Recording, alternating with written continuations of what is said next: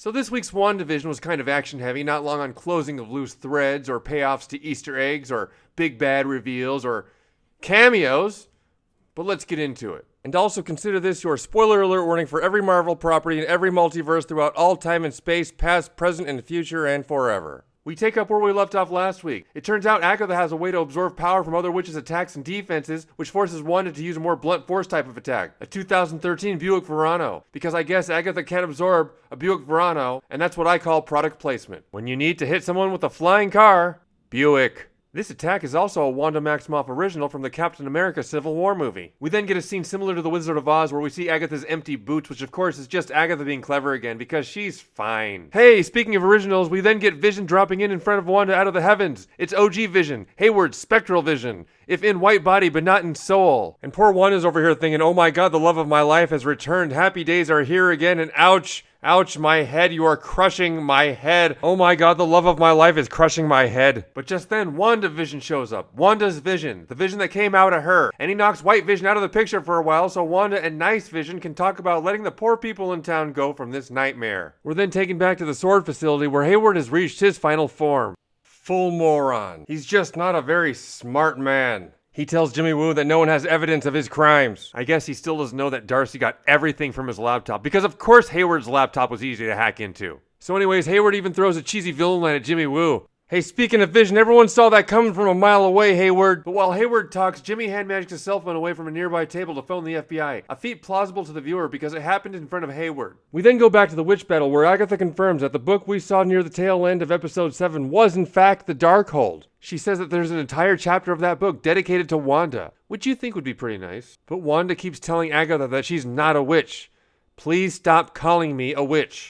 Agatha then tells Wanda that Wanda is even more powerful than the Sorcerer Supreme, who of course we all know as the guy that didn't appear in this episode, Stephen Strange. He's probably like, have no fear, Stephen Strange is here. Your power exceeds that of the Sorcerer Supreme. Actually, I'll be right back with friends. For my money, the most noteworthy thing Agatha said to Wanda was, It's your destiny to destroy the world. It's your destiny to destroy the world, which is a pretty crappy destiny. And then we get to the scene that everyone's talking about. I'm talking, of course, about the scene where we discover that Pietro is Ralph Bohner. He's not Peter from the X-Men universe. He's just an out-of-work actor, which means he's both a disappointment to us fans and his parents. It's fine. It's all going to be fine. So he's not an X-Man. He's not even a hero. He's actually a pretty bad person. You fan of Steven Seagal? Then we're taken back to Westfield, where Agatha wakes people up, giving the people inside the Hex the chance to confront Wanda using their own words, so they can finally tell her what they really think of her to her face. Here, Wanda's charged with spreading her pain out into the people of town via their dreams at night, a charge she's completely guilty of. The delivery guy even says he's tired, which he wasn't that awake before Wanda got there, so he must be. But while they're out there living with Wanda's pain, Wanda's living in a comforting sitcom fantasy. Not a good trade. One notable thing that went down here was Wanda subconsciously tries to choke these people out. It was like Wanda said, I don't want to hear this right now, but her subconscious said, okay, then they don't get to breathe. Wanda eventually frees them from her chaos magic chokehold, and then she frees them from the city, which looks to be an extremely heavy lift for her, like she's reverse having a baby. But this also has the added effect of disassembling Wanda's family since they're tied to this chaos hex reality bubble that Wanda's created. So Wanda is faced with a very difficult choice here. For now, Wanda decides that family comes first. And then the Maximoff family, after spending about an episode apart, finally stands reunited just as the shit hits the fan. On the one side, we've got the Wanda Incredibles and Monica Rambeau, while over on the other side, we've got Agatha the Witch, Spectral Vision, and Hayward the Uber A-hole and his hapless force of incompetence. So sorry, Magic Rabbit fans. We did have something more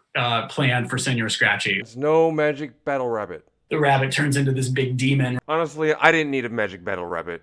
We then segue to the battle between the two Visions, Wanda's Vision and White Vision. The fight is a real standstill because they're both basically the same superhero, but Wanda's Vision breaks the impasse by offering a thought experiment known as the Ship of Theseus. Basically, Wanda's Vision convinces White Vision that neither of them are the true Vision, but both of them are the true Vision. On the one side, you have the memory of Vision, and on the other side, you have the actual parts that made up Vision. Then Wanda's Vision gives White Vision access to his own memory banks, which Sword tried to wipe from White Vision, but Hayward was involved, so of course it never got done. This of course means that now, not only is White Vision made up of the original pieces that made up the original Vision, he now has the memories of OG Vision, meaning of the two Visions there, he's the more real one, which causes him to fly away, possibly to kill Vision himself.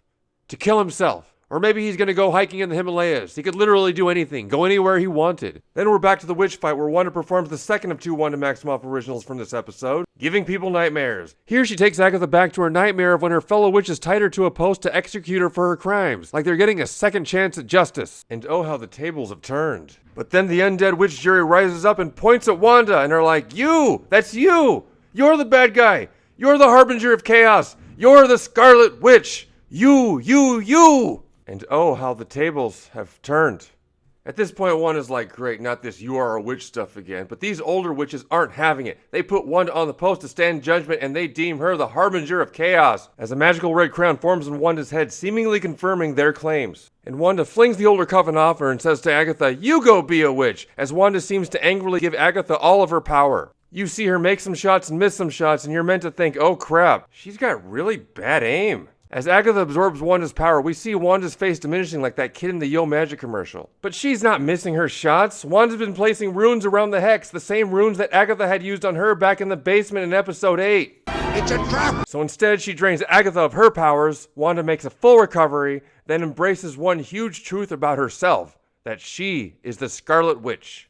While I too was one of those people that was kind of disappointed in the lack of cameos or the lack of any kind of connection to the multiverse or mutants, as a finale for this series, I thought this episode did a great job in providing for a fitting emotional conclusion to what I feel is the end of the beginning of Wanda's emotional MCU journey. Marvel's taking their time with this story, and their success has given them this freedom, and I think we the fans are all the better for it. What Wanda did here could stir up a lot of anger against superpowered individuals. I mean, Wanda was supposed to be one of the good ones, and look what she did. And perhaps when mutants do arrive in the MCU, the world will not be so eager to greet them. If the comics are anything to go by, I can't wait for all the loose threads to pay off later on in the MCU. And with the Scarlet Witch now arguably the most powerful character in the MCU, this journey could take her to places good guys aren't supposed to go. She could become the main threat lurking in the background for multiple MCU phases. Maybe she'll make a deal with that Chthon guy to get her kids back. I also really appreciate how Marvel Studios took their time in getting us to the concept of magic in the MCU.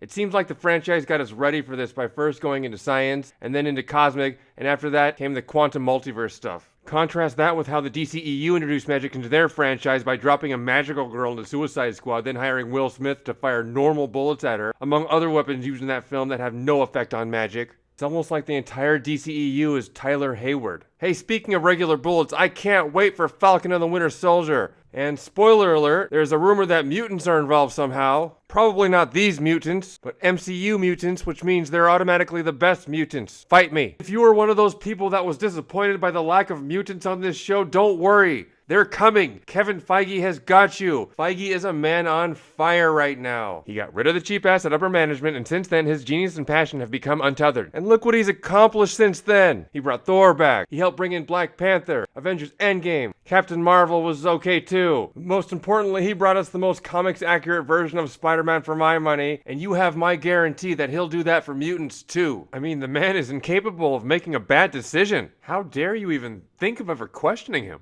Look, I just think he's earned the benefit of the doubt, because he's basically God, and we should all love and respect this great man. I'll be back in time for Falcon and the Winter Soldier, and for now, into the Michaelverse. Out!